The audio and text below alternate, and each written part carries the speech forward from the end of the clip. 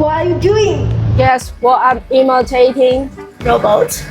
Close, but not exactly. Huh? Today, we are not talking about robots, but about their distant cousins, a battle of axes.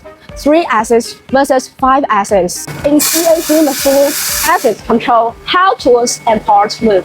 Basically, how much freedom your machine has.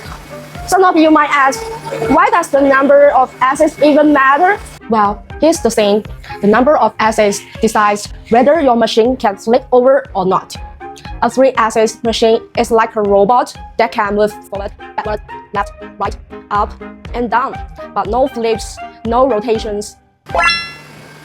So when should you choose a 3-axis? Here's why it still works. Great for simple flat parts, holes, and 2D profiles. Cheaper, easier to operate. Perfect for small shops or basic 2D or 2.5D jobs. It's like hiring a reliable but stiff assistant. Now, 5-axis. Oh, it's a robot that CNC flip, twist, and spin. And here's where the 5-axis really shines. It's cut from any angle, makes complex shapes. Think airplane blades, symmetrical air-in blades, molds, fewer setups, no flipping parts by hand, better precision and efficiency. Hey bro, 3-axis and 5-axis, which do you prefer? 5-axis. This is portable. Turns out, even the profession love 5-axis. But power comes with a price tag. A 5-axis machine starts at over $200,000 and needs skilled programming and operators. 3-axis uses basic programming, 5-axis advanced formulas.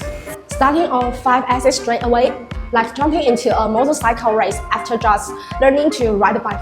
So which one should you choose?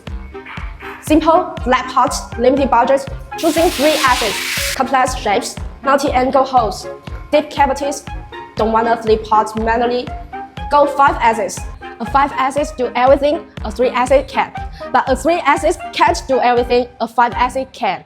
Don't chase specs blindly, choose what fits your needs best.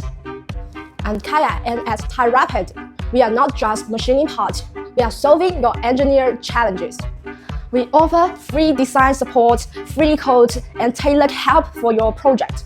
That's our Axis talk for today. See you next time. Bye!